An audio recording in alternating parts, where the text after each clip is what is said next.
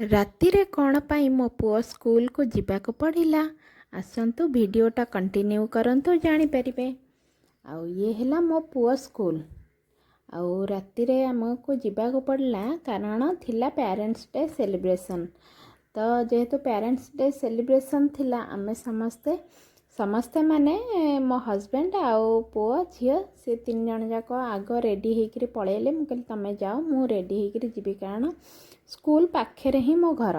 ତ ଆରାମସେ 2-3 ମିନିଟ୍ ଲାଗିବ ମୋତେ ଯିବା ପାଇଁ। ତ ସେମାନେ ଆଗ ପଳେଇ ଆସିଥିଲେ। ଆଉ ଆଗ ଆସିଲେ ତ ଆମର ଯେଉଁ ମାନେ ଆଇସ୍କ୍ରିମ୍ ୟା ଖାଇବା ପିଇବା ଷ୍ଟଲ୍ ପଡ଼ିଥିବ, ତ ସେଠି ତ ଆମ ଆଗ ହିଁ ମାନେ ଷ୍ଟେଜ୍ ପାଖକୁ କ'ଣ ସେଠି ହେଲା ନହେଲା ତ ସେଥିରେ ଆମର କିଛି ଯାଏସି ହିଁ ନାହିଁ। ମୋ ଛୁଆମାନଙ୍କର ଆଗ କ'ଣ କେଉଁଠି ଆଇସ୍କ୍ରିମ୍ କ'ଣ ମାନେ ବିକ୍ରି ହେଉଥିବ ସେଠିକି ଯିବୁ, ତାପରେ ଯାଇ ଯେଉଁ କଥା। ତ ମୁଁ ଆସି ପଛରେ ତାଙ୍କୁ ଜଏନ୍ କଲି।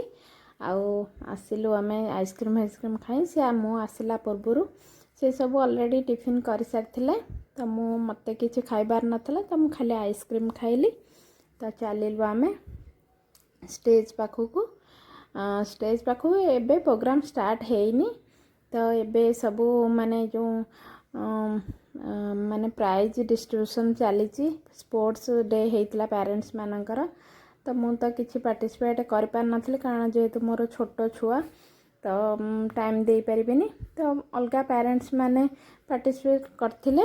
ତ ସେମାନଙ୍କର ପ୍ରାଇଜ୍ ଡିଷ୍ଟ୍ରିବ୍ୟୁସନ୍ ହେଉଛି। ତ ବହୁତ ଲେଟ୍ ହେବ, କାରଣ 9ଟା ପାଖାପାଖି ହେଇଯିବ। ମାନେ ସବୁ ଡ୍ୟାନ୍ସ ପ୍ରୋଗ୍ରାମ୍ ଷ୍ଟାର୍ଟ ହଉ 9ଟା ହେଇଯିବ। ତ ଆମେ ଖାଲି ପ୍ରାଇଜ୍ ଡିଷ୍ଟ୍ରିବ୍ୟୁସନ୍ ଦେଖିଲୁ। ତ ଟିକେ ମାନେ ଜଷ୍ଟ ଖାଲି ଗୋଟେ ଜଣେ ଗୀତ ଗାଇଲେ ଆମେ ଦେଖିଲୁ, ବାସ୍ ସେତିକି। 8:30 ବେଳୁ ହିଁ ଆମେ ମାନେ ଯିବୁ ବୋଲି ଡିସାଇଡ଼୍ କଲୁ, କାରଣ ସେଠି ମାନେ ଯେଉଁ ଛୋଟ ଛୁଆଙ୍କୁ ନେଇକରି ଏତେ ସମୟ ସିଏ ତ ମାନେ ମୋ ଝିଅ ତ ମାନେ ବିଲକୁଲ ବସିବାର ହିଁ ନାଁ ଧରିନଥାଏ। ସେଠି ବହୁତ ଗୁଡ଼େ ବାଲି ଥାଏ, ସେଠି ଯେଉଁ ଲଙ୍ଗ୍ ଜମ୍ପ ଏଇସବୁ ଖେଳିବା ପାଇଁ ସେ ସବୁ କରିଥିଲେ। ତ ସେଇଥିରେ ସେ ତାର ଯାଇକିରି ମାନେ ଏତେ ଡଷ୍ଟ ହେଇକିରି ଖେଳିଲା। ତ ମୁଁ ଆଉ ମାନେ କହିଲି ନାଇଁ, ୟାକୁ ନ ନେଇକିରି ଗଲେ ହେବନି। ତ ତାକୁ ନେଇକିରି ଯିବାକୁ ପଡ଼ିଲା। ସେ ବି ଫିର୍ ବି ଧରା ପଡ଼ିନଥିଲା। ତାକୁ ଯେତେ ମୁଁ ଡାକୁଥିଲି ଆସିଯିବା, ସେ ମୋତେ ଦେଖିକି ଦୌଡ଼ିକି ପଳାଉଥିଲା। ତ ତାପରେ ବାଧ୍ୟ ହେଇ ତାକୁ ମୁଁ ଜବରଦସ୍ତି ମୋତେ ନେଇକି ଏଠି ମାନେ ଛୁଆମାନଙ୍କୁ ଦେଖିକିରି ତାର ତ ବିଲକୁଲ ବି ଯିବାକୁ ମନ ନଥିଲା।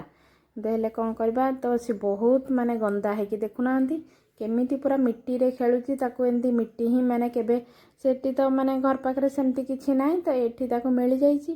ସେ ବହୁତ ଖୁସି ହେଇକିରି ପୁରା ସେଠି ବାଲି ଫାଲି ଉଡ଼େଇକିରି ପୁରା ଦେହ ହାତ ପୁରା ଗନ୍ଦା କରି ଖେଳୁଛି। ତ ଆମେ ନେଇକିରି ତାକୁ ଚାଲିଲୁ। Thank you.